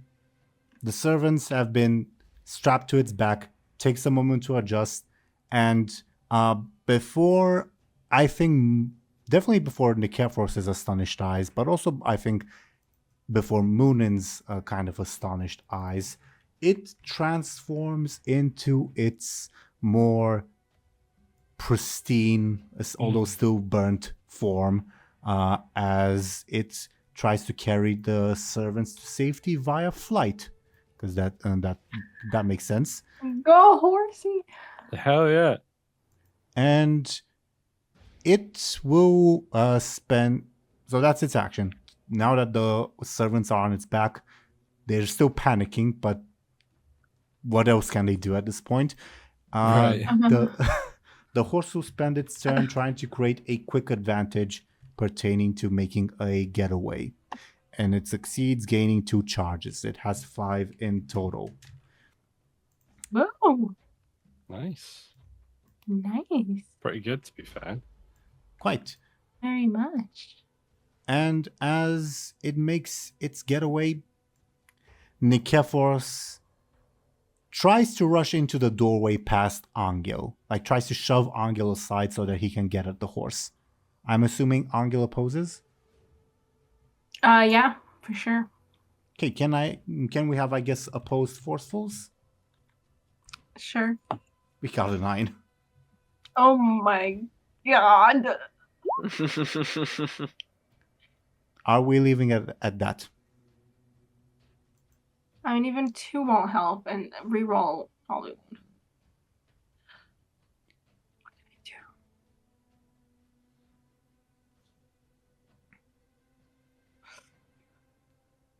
There's nothing I can do. Oh, maybe I can compel myself again, but I don't feel like it.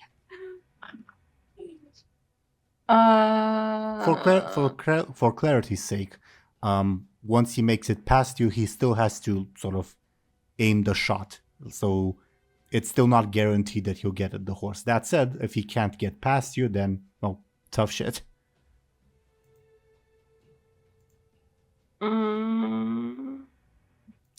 Yeah, I don't want him to get past, but I don't know what to do.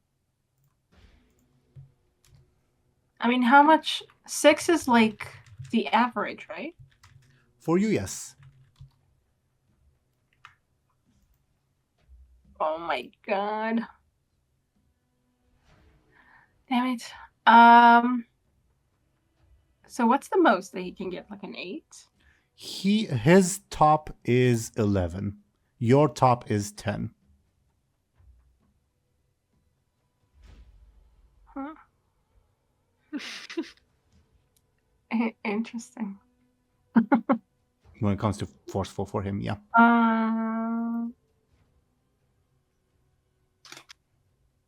Yeah, god damn it. I don't know what to do. Okay.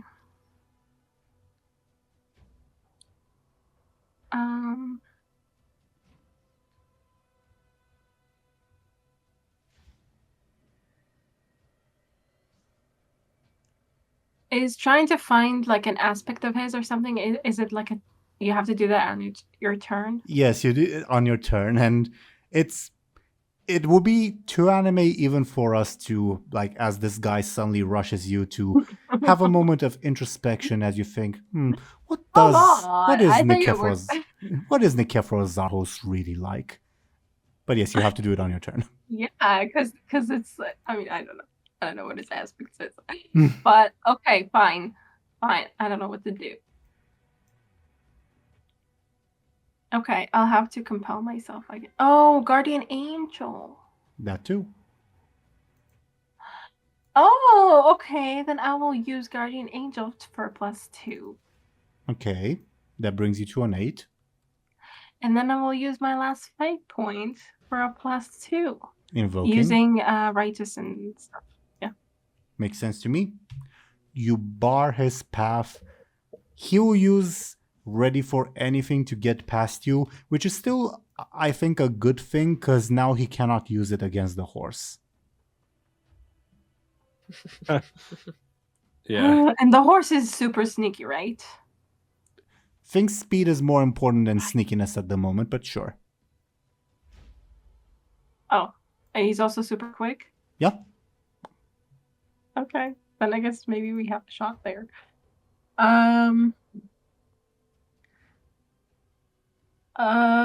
Okay. I guess we'll leave it at that then. Pushes past you forcefully, probably like pushing you into a wall. He's very upset at the moment. Rushes away, sees the horse, prepares a big effing fireball and throws it at it. Let's see how this goes. First roll will be Nikephoros, the second roll will be the horse. Horse succeeds. Nikephoros will invest the fate point. The horse will use an advantage. The horse is in the clear for now.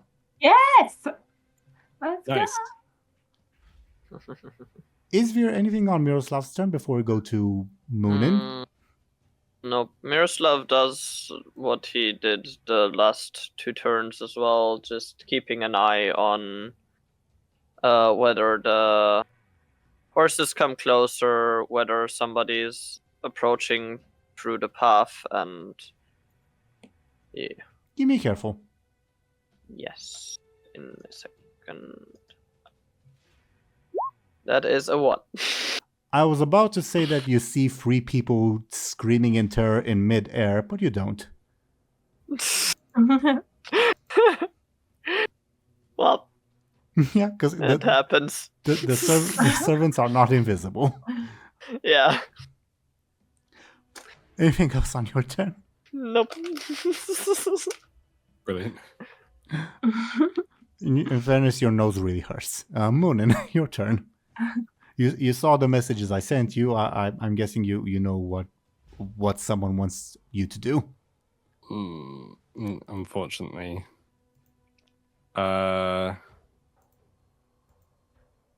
Don't hold this against me, show and tell.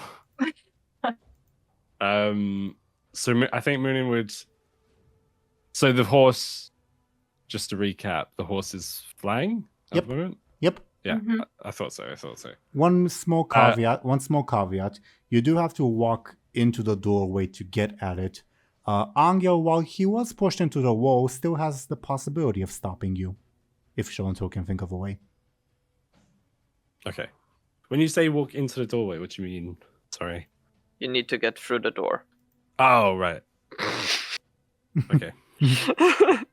I'm Right. guessing. Can I try and get through the door first, and then we'll go from there? You rush there. Anghel has been pushed into the nearby wall. Does Show&Tell, does Anghel attempt to stop Muninn? Yes. Okay. So would that just be I guess opposed? just Sorry. yeah. Go ahead. I was gonna say, would that be opposed to my? Would that give me a disadvantage or to my original roll, or should we hash this out first? No. We have to hash this out first before you do anything to the horse. Okay. Unless you can think of a way to get at the horse without line of sight. I don't think so. So what's Anghel gonna do? I guess. Angel's gonna Muninn is already through the door, or can Angel stay in there? I don't think. Maybe Anghel can stand there if he can, like, get out of having just been pushed into the wall, and obviously not that's not very nice. That doesn't feel good. But of course there are other ways of stopping Muninn, like say trying to grab at them or trying to verbally stop them or anything like that. Of course, you can Verbally. Okay. good joke indeed. But of course you can also just try to force yourself out of being pushed into the wall to place yourself in front of Muninn, of course. Okay. Well, I guess then grabbing at Muninn, yeah, makes sense. Sounds careful or forceful from Anghel. How does Muninn try to get past Anghel?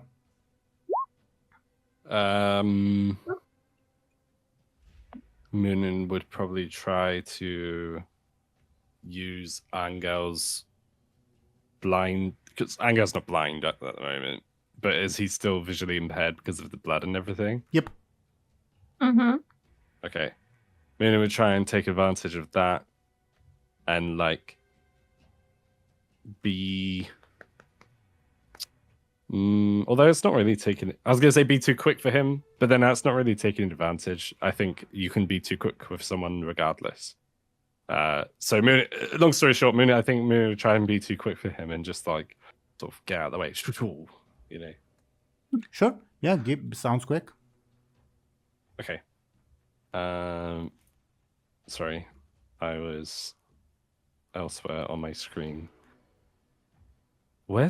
Sorry, there we are. I couldn't find it then. That's a really good roll, Show&Tell. An 8 to a 3. Yeah, Muninn is stopped in their tracks unless, of course, you want to contest the roll with fate points and such. I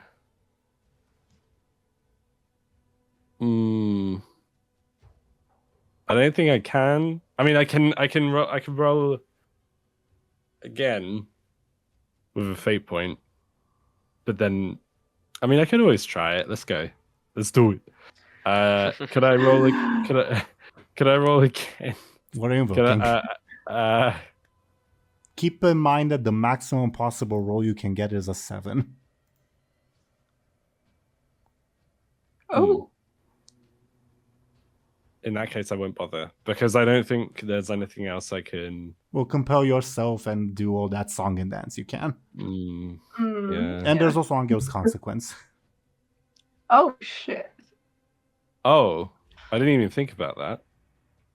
Maybe I don't want to meta game and not take advantage of that. Oh, come on, do it. You should do it. Okay. I'm gonna do it then. I'm sorry, Show&Tell. Go for it. Because we are at odds at the moment. I feel like our We characters. definitely are. Mhm. Yeah. So, can I take advantage of breathe? Oh, actually, no, I won't do that just yet because I need to figure out if it's worth doing. So, could I re-roll and use what could be good for being quick? Either keen eyesight, so I can like map out like where Muninn thinks Angel's gonna be in terms of like, oh, he's gonna walk over there and try and get and grab me, so I'm gonna go over here. Like, does that make sense? Yeah, I don't think it does. Do you want to do that? Okay, yeah, let's do that. Okay.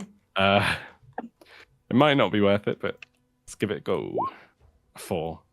So Yeah, even if Not you use Angel's consequence, you can't beat it. yeah, unless I do a song and dance with compelling. So I think I'm gonna leave it for now. I'm gonna be apprehended, Yeah. if you know what I mean. Anghel apprehends you. So you mentioned that by grabbing Muninn's leg, correct? Grab it. I said grab him. I didn't say anything. Oh, It my is bad, specified. my bad. So you grab at Muninn and catch them that way. Mm-hmm. And thus the horse and its charges are able to make a getaway as Muninn, Oh. you more so hear this almost in your soul. But Anghel, you hear this otherworldly yet youthful voice come out of Muninn's mouth, letting out a very, very loud, "No! Damn it, no!" as a supernatural power slams you away and tries Slam to Anghel. Anghel, yeah. Tries to rush into the doorway. Muninn, you feel your insides on fire as a supernatural power has taken hold of you. But alas, the horse is too far away, even for Akesis's power at the moment. That's karma. The fire on the insides thing, I think, is karma. As Akesis relinquishes his hold on you, Muninn, once again, remember last time when he temporarily possessed you, how horrible it felt as he forced your limbs to move at uncomfortable, to say the least, rate movements, and you exerted, of course, an unnatural level of strength to push Anghel away. You're not in a good way. No. No. I feel it would be hard to hide that as well. If I'm not being possessed anymore, You're I not. feel like no. So Muninn would almost fall to the ground and probably very much basically is on the ground. But they just about like hold themselves up with the spear, I think. And the only reason they're even doing that is because of like Zahos. They don't want to look weak in front of him. And they're like, like Muninn would say through gritted teeth, they would like, they got away. Your throat hurts. You feel almost as if it was briefly on fire when you shouted. Yeah. Same. I guess they would go and like just cough, and then they wouldn't say anything. And they would look to Anghel like, "Oh, you shouldn't have done that, man." Like that kind of like, you shouldn't have let them go. Like that kind of facial expression. Nevertheless, Anghel, I imagine, does not feel regretful as he feels that he has done. I mean, Muninn just looked at him or said it? I guess we can. I guess, yeah. We can. Muninn would probably say it like they wouldn't say it like that. They would probably be a bit more eloquent, but yeah.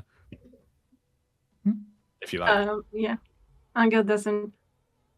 He kind of feels triumphant a little, actually. I will say that Anghel does feel like he has done something worthy of the name of Prince Charming, as he gets a point on the Prince Charming scale. Well, Hell yeah. yeah. You now have a +2 bonus when dealing with nice and innocent people. It doesn't happen often, but were the servants nice and innocent? Well, I don't know what counts. let's say innocent, but you didn't exactly try to convince them. True. I was just wondering, like, what? Yeah. I imagine this will be the end of the combat. Muninn, Acacius is not gonna order Muninn to kill Anghel, as angry as he is, he being Acacius. Thank God. Thank God. Yeah. Well, Good. he might ask Muninn to do worse, I guess. I don't know. Oh, What's not thank worse? God. We'll see next What's session. worse? We'll see next session, because above board, I'm not sure. I'll be honest. Okay. Fair enough. Okay. But Holy moly. is this a good spot to cap off today's session? Sure. Sure. Thoughts on today's session, everyone? Damn. That was intense. Yeah, definitely. Very intense. I was gonna. It was fun as always. I felt very bad trying to kill servants, and also like again being at odds with each other, like Muninn and Oh, Anghel. it feels like, it's just our natural state at this point. yeah, we're always Mhm. beefing. We're always beefing with each other. It's really sad. But I've got my what's the word? I've got like things to sort out. Sure, Anghel does too. Yeah, exactly. Sure. The Izvir, how do you feel about today's session? I'm sorry that Miroslav was slightly sidelined. Yeah. Mm-hmm.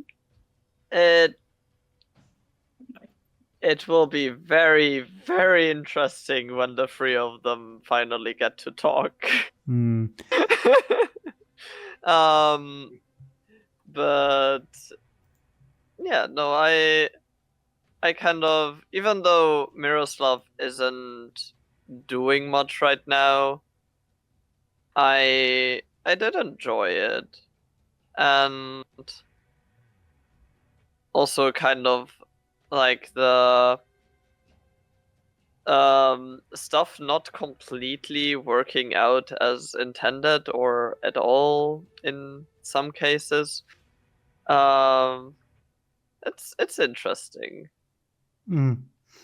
I mentioned last time, I think. I definitely did off the record, but I'm not sure if I did on the record. Anyway, I do hope that soon we'll have a session where it's just the three of you talking, for lack of a better term. Yeah. Way overdue, I guess. Oh yeah. Yeah, absolutely. It'll be good. It'll be good. I think it's like, how do I put it? I feel like it'll be a good exercise for RP because I love doing it, but I don't always like in combat. You can't always do it, if that makes sense. Right. Oh, Right. yeah. Mm-hmm. And yeah, I guess I should ask. Curious, what do you think the hoof thing was? The what thing? I'm not sure, The hooves, Okay. Show&Tell. but maybe something connected to the people that planted Rhubarb here. Planted. Well, they put him in the ground, okay? Planted is one way to look at it. I got this year's analogy and I like it. Yeah. So yeah, that would be like my first guess. Or someone completely different, but I don't know.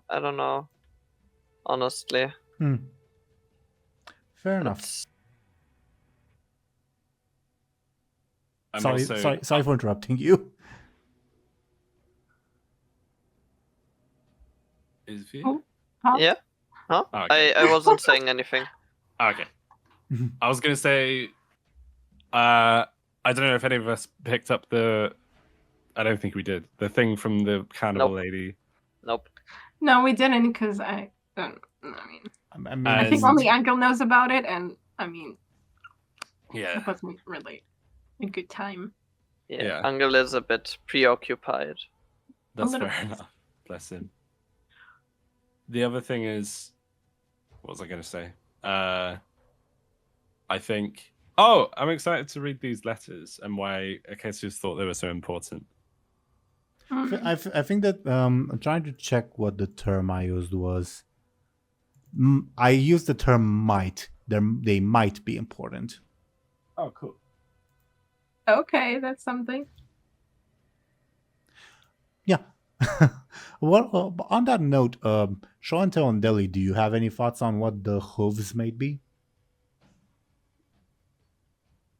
I have no clue. Yeah, I have no idea. I feel like it might have something to do with. No, I have no idea. The only thing I can only say is speculation, and it's not even going to be very accurate. So I have no idea. I mean, I'm- who's? I don't know. The police. I know there's not police, but like, I don't know. When you say the hooves, do you mean like Horse The people were hooves. what kind? yeah, like off in the distance? Yeah. The only thing I might speculate is that maybe it's got something to do with Ophelia. We've taken our Yeah. sweet time, so maybe she's sending in the cavalry, like literally. So maybe it's got something to do with that. I mean, I will reiterate. Yeah, it's been like 15 sessions, but in real time, it's only been like 20 minutes at most. Oh, okay. So Oh, really? Maybe- At the estate, I mean, not the like. But yeah, Okay. maybe it's not Ophelia then. I guess we'll see. But it is intriguing. Probably. Yeah. we'll would- see. Yeah, I'm excited to find out. Yeah, that's for sure. We'll see indeed. Okay. Anything else we ought to talk about? Not from my end. Do you guys have anything you'd like to say? No, I don't think so. No. I don't think so either. Okay. Well then, dear viewers, as usual, thank you for watching and listening to us. Let's see what these people are up to. Apparently, the dice have determined that we are going in reverse alphabetical order, meaning that we ought to ask Show&Tell first and foremost what she's up to, what she's doing, etc. Could you please go ahead, Show&Tell? Of course. So I'm Show&Tell, and I have a YouTube channel of reactions too, actually, and also a Patreon for reactions. And yeah, it's a lot of fun. You can check it out if you want. They're great. Yep. Thank you very, very much, Show&Tell. Then, according to our dice, we would have Izvir. Could you please go ahead and talk about yourself and what you're doing? Yeah. I'm Izvir, or is virtually a goblin. I am a goblin doll VTuber on Twitch, and I also do commissions, and I sometimes post them on Blue Sky if I remember to. And yeah, that is basically what I do. I stream art and sometimes games. Indeed. Thank you very, very much, Izvir. Then, according to our dice, we would have Deli. I'm brain farting quite a bit, I guess. Deli, could you please go ahead and talk about yourself and what you're doing? Yeah, of course. Hello, everyone. I'm Deli. At the moment, I'm on a bit of a hiatus due to IRL studies and everything like that. But otherwise, you can find me on my card, which is on screen.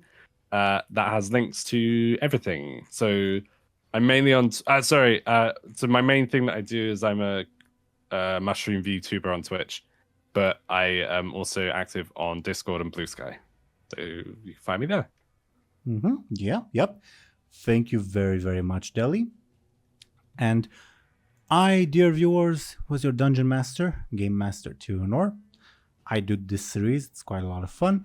I also do another series with a different group of people set in the Warcraft universe. It has been on hiatus for a while. We should be coming back soon, actually.